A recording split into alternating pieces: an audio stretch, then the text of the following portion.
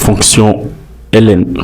F est une fonction définie sur R. Nous constatons ici que l'ensemble des départs de F et l'ensemble d'arrivées de F sont identiques.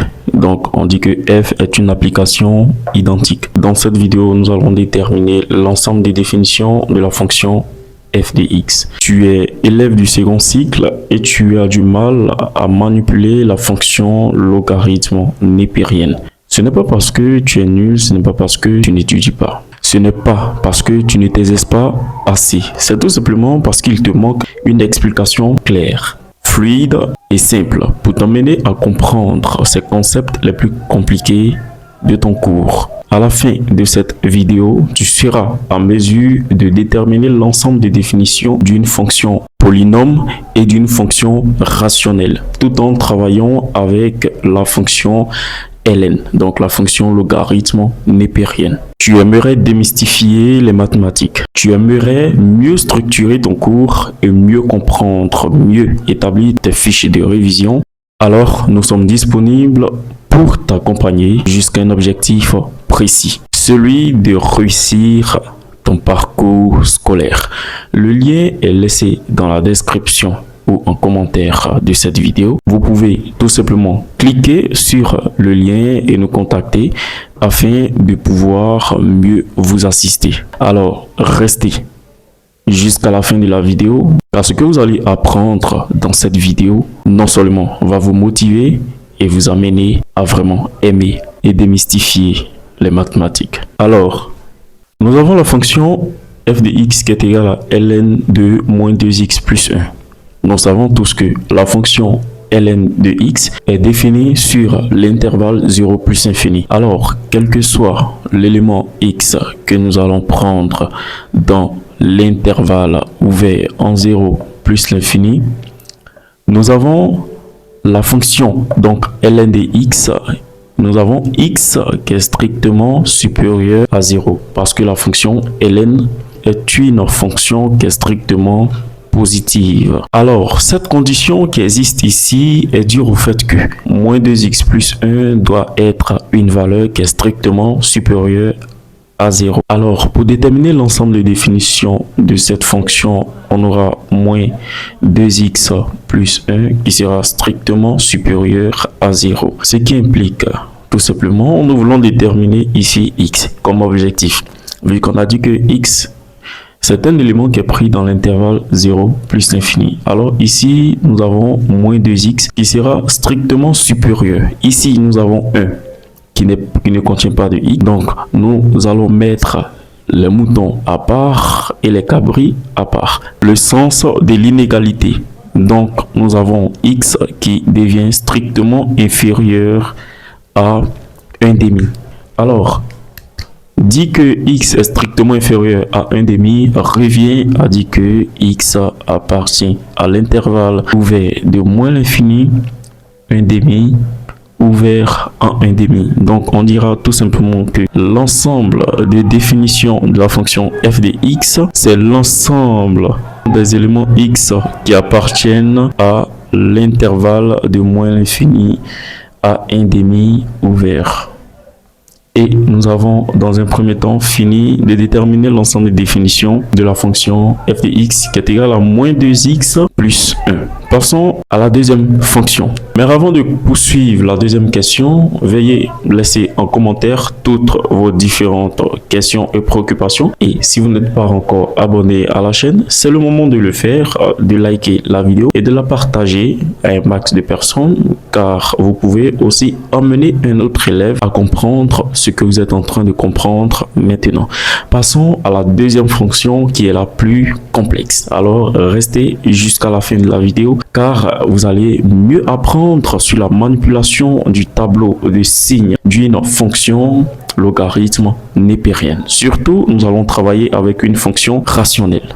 F de x est égal à ln bas de fraction moins x plus 1 au numérateur sur 7x moins 3. À ce niveau, nous sommes en face d'une fonction rationnelle. C'est quoi une fonction rationnelle? Une fonction rationnelle, c'est une fonction qui s'écrit sous la forme de a sur b, avec le b qui est différent de 0. Veuillez prêter très attention. Quel que soit le nombre réel x que nous allons prendre dans l'intervalle 0 plus l'infini ouvert, parce que nous travaillons toujours avec la fonction ln, nous avons le dénominateur qui est toujours différent de 0.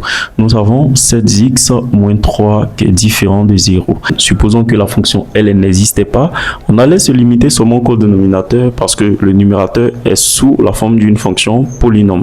Alors, nous allons seulement que nous concentrer au dénominateur pour déterminer le 0 du dénominateur. Mais vu que nous travaillons avec la fonction ln de x, qui est une valeur qui est strictement positive dans l'intervalle 0 plus infini, cela nous renvoie à déterminer le 0, ou du moins les 0 du numérateur. Comment nous allons déterminer les 0 du numérateur? Donc, nous allons mettre ici moins x plus 1 égale à 0. Nous allons résoudre 7x moins 3 différent de 0 et nous avons moins x plus 1 égale à 0. Donc ça implique directement que 7x est différent de 3. Ici, moins x est égal à moins 1. Alors, nous avons ici 1 et 2. Ce sont des équations. Alors, nous avons ici en 1, nous avons x qui va être différent de 3 sur 7. Dans la deuxième équation, nous avons x qui va être égal à 1. Voici ici nos deux zéros qui annulent le numérateur et le dénominateur. Nous allons passer au tableau de signes, qui est la partie la plus intéressante et légèrement complexe. Prêtez très attention. Comment nous allons dresser notre tableau de signes? Nous avons ici, nous allons placer les deux zéros. Nous avons ici 3 septièmes, nous avons 1. À ce niveau, qu'est-ce qu'il faut faire? Nous constatons que 3 septièmes est le 0 qui annule le dénominateur. Donc, lorsque vous avez un 0 qui annule le dénominateur, il y a une différence. À ce moment, nous allons mettre double barre et nous allons assurer tout simplement pour dire que ce 0 annule le dénominateur et nous allons mettre ce rond à l'intérieur. C'est un 0 qui annule le dénominateur. Ici, vu que 1, c'est un 0 qui annule le numérateur, nous allons tout simplement faire un rond pour préciser que c'est lui qui annule le numérateur. Maintenant, la partie la plus intéressante, c'est comment nous allons placer les signes qui vont se retrouver à l'intérieur du tableau de signes. C'est ce que nous allons voir tout à l'heure. Veuillez laisser en commentaire toutes vos différentes préoccupations. Pour remplir le tableau de signes, nous allons déterminer les points critiques qui vont nous permettre de pouvoir placer les différents signes dans le tableau. Alors nous avons deux points critiques. Le premier point critique ici, c'est que x est égal à 3 sur 7. Le deuxième point critique, c'est que x est égal à 1. Tableau d'intervalle que vous pouvez directement faire ça au brouillon. Vous pouvez directement faire le petit tableau d'intervalle au brouillon. Nous avons intervalle. Alors la première équation, c'est le numérateur, c'est moins x plus 1. La deuxième équation, c'est 7x moins 3. Voici comment nous allons faire le tableau d'intervalle.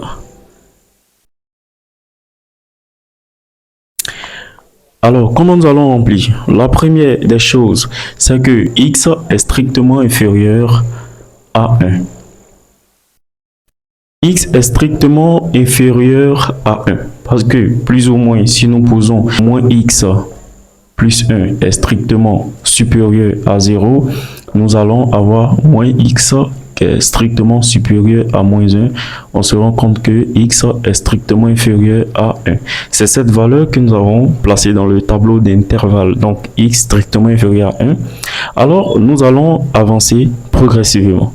Nous allons avoir maintenant x qui sera compris entre 3 sur 7 et 1, qui est ici notre deuxième valeur. Pourquoi x est borné? Parce que tout simplement, nous avons deux points critiques. Nous avons x qui est égal à 1 et x qui est égal à 3 sur 7. En dernière position, une valeur x qui est strictement supérieur à 1. Veuillez laisser dans les commentaires toutes vos différentes questions. Ici, nous avons x qui est une valeur qui est strictement négative parce que x est strictement inférieur à 0. Alors son signe contraire sera plus. Donc, ici, nous avons moins. Ici, nous avons x qui est encore toujours négative. Son signe contraire sera toujours plus. Mais vu que cette partie, l'élément x est borné, à ce moment, nous allons avoir aussi plus de l'autre côté. Ici, nous avons x qui est une valeur qui est strictement supérieure à 1. Donc, une valeur qui est strictement positive, le signe contraire sera moins et ici plus. Nous allons tout simplement faire le produit parce que nous sommes en face d'une fonction rationnelle. Plus fois moins, ça nous donne moins. Nous allons mettre moins dans le tableau de signes. Nous avons plus fois plus qui nous donne plus et nous avons plus fois moins qui nous donne moins. Voici comment on remplit le tableau de signes. Alors, quelle est la partie qui nous intéresse le plus? La partie qui nous intéresse le plus, c'est la partie strictement positive. Alors, nous avons l'ensemble de définition de la fonction f de x est tout simplement l'intervalle ouvert de 3/7 à 1. Ouvert. Voici ici notre ensemble de définitions. Si vous êtes arrivé jusque là, nous avons un cadeau pour vous. Le lien est laissé dans la description de la chaîne. Vous pouvez donc y accéder et nous contacter via le canal pour une bonne prise en charge.